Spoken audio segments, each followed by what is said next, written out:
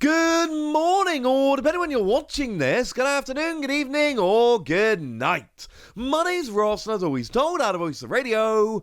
So today it's time to take a look at the best decks in the Pokemon trading card game right now. We're in a situation where Mega Evolution has just released, and we thought we were going to be in largely the same metagame that we were in before. And to put it simply, that is not exactly where we've ended up, and this makes me rather excited. Now, I'm going to do a top 5. I want to do a top 5. But before we get to the top 5, we do need to mention the number 6 deck, which is Ceruledge, a deck we've not spoken a huge amount about on this channel, because frankly, it's not been all that relevant. It has now become relevant. The reason it's become so relevant nowadays is because of the advent of Solrock and Lunatone in Mega Evolution. This was one of the decks that really did get a big bump from Mega Evolution, because Ceruledge, remember, just does damage dependent on the amount of energy cards in your discard pile. So your goal with Ceruledge is just throw energy in your discard, and then you're good. And what Solrock and Lunatone did was give a way to get extra energy in the discard while drawing cards and getting more consistent. So Lunacycle, once during your turn, you can discard a basic fighting from your hand to draw 3 cards. Oh, cool. You draw cards while getting energy in the discard. You want to do both of those things. But then you can also kind of go a bit nuts going first here, because you can use Squawkabilly, and you can use Carmine, and now all of a sudden you can be drawing a redonkulous amount of cards turn 1 going first, when generally you should be a little bit limited because you can't use a supporter and you can't attack and all of that. Obviously you can use Carmine because Carmine specifically says that you can. And there's some other things here. Fight Gong has given a little bit of extra consistency, letting you search for basic fighting Pokemon or energy. That's actually really helped. And then obviously that combines very nicely with your Lunatone engine. So now not only do you have the engine, but it's easier to get out and all of that. And we end up with a very interesting deck indeed. Also, shout out for this being one of the decks that can really use Briar. If your opponent has exactly 2 prize cards remaining, you can get a KO of a Terra and take an extra prize. Bearing in mind this is a Terra Pokemon, your Ceruledge, add it all up, and we got a very interesting deck. But on to the real top 5. In at number 5, we've got Dragapult. Dragapult's dropped off a little bit, frankly, recently. And Dragapult is still a phenomenal deck. The problem is Dragapult is now ending up with more bad matchups than it had before, and that's a little bit of an issue. Something like the Absol deck we're going to get to in a minute can be kind of annoying against something like Dragapult. And that's the biggest problem we've got here, is that it's just ended up getting a few more bad matchups. Because Dragapult as a whole, right? You've still got Dragapult, does 200 to the active and drops 6 damage counters on your opponent's bench. We've still got Drakloak that lets you look at the top 2 cards of your deck, put one of them into your hand and one to the bottom of your deck. You're still sitting here rocking a phenomenal attacker. We're still using Badoo, who can sit there and really grind the game down to a halt and give you time to start setting up, which is awesome. And because you're dropping 6 damage counters with Dragapult, there's a really fun thing we can do here with Hawlucha, and most players are, where you play Hawlucha, drop 10 damage onto each of 2 bench Pokemon, because 70 HP is generally what we go for evolving basics and a bunch of support Pokemon. And now all of a sudden they are in range of a cheeky KO from Dragapult. And then you're taking multiple prizes because you're taking multiple KOs at the same time. And you add it all up together and you end up with a very strong deck. The deck is still amazing. The meta has shifted slightly away from it, but it's still the 5th best deck in the format. It's still a phenomenal deck, let's be perfectly clear. It's just not the kind of number 1 or 2 deck that it has been for a little while now. In at number 4, we've got ourselves, well, I'm putting Marnie's Grimmsnarl. If you go by Limitless TCG rankings, this should be number 3. I'm putting it at number 4. This and number 3 are very, very close to each other. But what we've got from Marnie's Grimmsnarl here is a big, powerful Pokemon that accelerates its own energy, yay.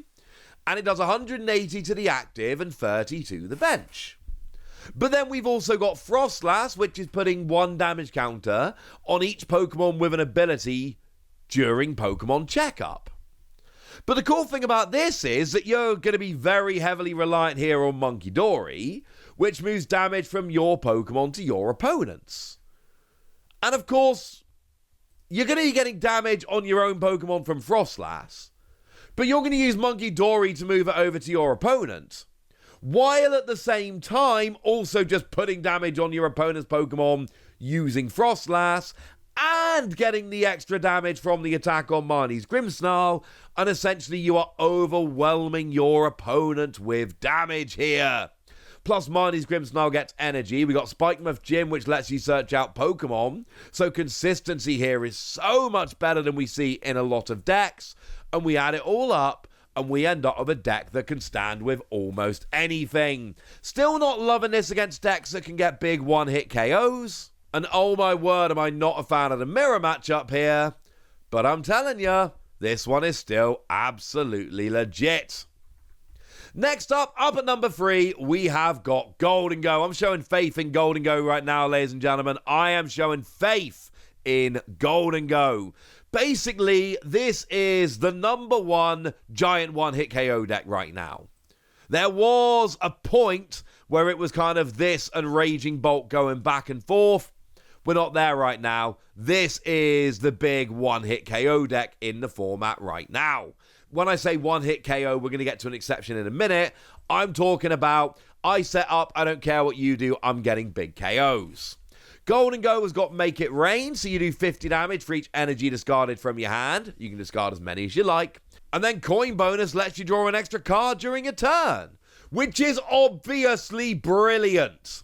So we're drawing extra cards, we're doing huge damage. Black Bolt and White Flare gave us that new Genesect, which is honestly absolutely absurd, because it just once during a turn lets you search for 2 Evolution Metal Pokemon. That's it. It's not when you play it, it's every turn. So again, the consistency boost coming out of here with that Genesect is absolutely absurd. Plus, you got your draw engine with Gholdengo, so this deck works so much better than it worked before. So you add in the consistency, the chance to one-hit KO anything. Gholdengo absolutely is good to go. Now, in at number 2, I am putting that new Mega Absol box deck, but I'm putting it here with a gigantic asterisk. And the gigantic asterisk is, this is a very new deck. A very new deck. It was there in the Belo Horizonte Regional. It was there in the Milwaukee Regional. That was it. We had 2 tournaments. And I ain't saying this ain't a good deck. I am saying it's early, and I've been around too long to believe that a deck is the best or second best deck in the meta based on one weekend of results. We've been here before, ladies and gentlemen, many, many times. This deck absolutely could be legit. I'm just saying we're not there yet. Now, Mega Absol, 2 energy, basic Pokemon, instant KO, if there's exactly 6 damage counters on the defending Pokemon. One of my biggest issues with the deck here is that we're kind of relying on Monkey Dory to move the damage across, and we don't have a natural way to self-damage, which is a little bit of an issue. Now, we rely on Kangaskhan as well, and if our opponent can't get a one-hit KO, we're brilliant, we're good. Because our opponent hits us, we move 6 damage over with 2 Monkey Dory and go and KO. But if our opponent's one-hit KOing us, that's not going to happen, and we don't have our own way to naturally self-damage here, which makes me a little bit reticent. But we do have Mega Kangaskhan, who's got 300 HP, and we've got ways to beef that up even more, and it's got an ability that draws cards, and has got a nice little attack, which does 200 damage but can do a whole bunch more if you can flip some heads. And then we've got our annoying package, the Eviltal from Mega Evolution, which does 20 damage for a single energy, but then also stops your opponent retreating. And yes, if you can get this attack off 3 times, they've got 6 damage counters on, then in comes Absol for the KO.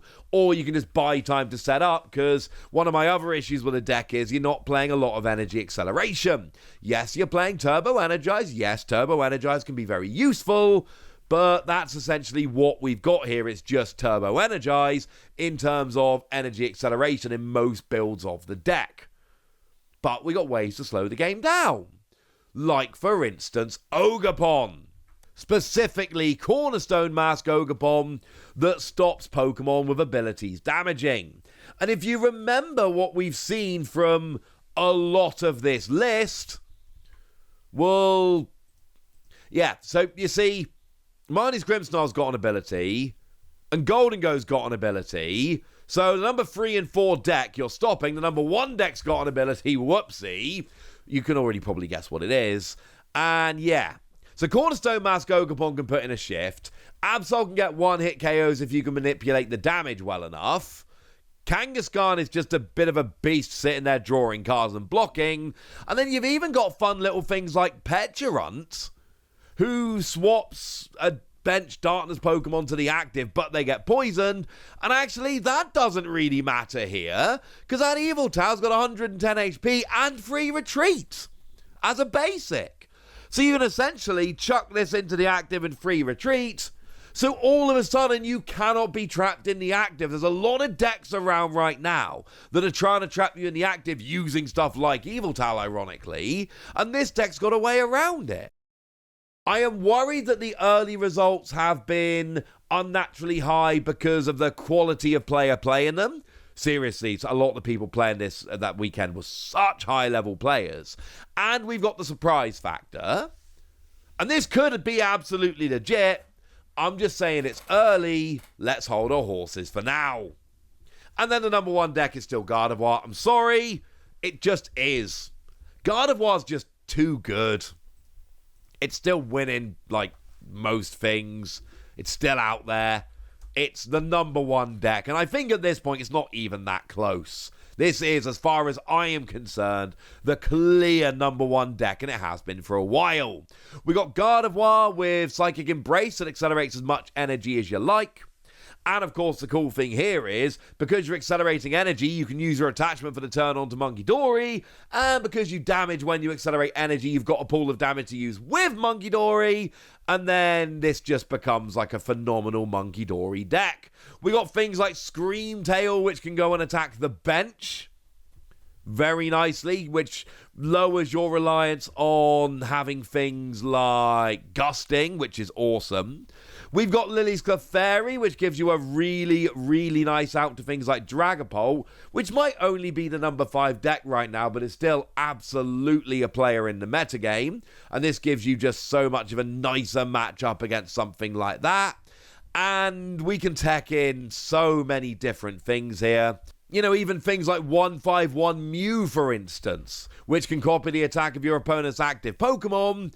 Well, because you're accelerating energy, you can just drop this out of nowhere and go and use it. Make no mistake about it, Gardevoir is a difficult deck to play, and maybe in the hands of an average player, it's not the best deck in the format. But the thing is, every tournament has proper job high-level Gardevoir players, and that is why it tends to win so much. So there we go. That's what you need to know. Those are the top 5 decks in the Pokemon TCG right now. And now it's over to you guys. Tell me what you think about this. Tell me if you disagree. Give me your top 5 list in the comment section. Go nuts! Be nice. And then make sure you like this video, subscribe to this channel, follow me on Twitter at TheWasi. That's where we talk about Pokemon and a whole bunch of other card games. And please do consider checking out patreon.com/PTCGradio, where you can support the channel, get some bonus podcasts, join a Discord, and all kinds of fun things. And get shout-outs on the channel, like the lovely Uncle Pokepeter, who's been a supporter of ours for a long time now and seems to be a very lovely person. So shout out to them for the support and the loveliness. But by far the most important thing as always, look after yourselves till next time, would ya? Thank you very much for watching. My name's Ross, and you've been watching PTCG Radio.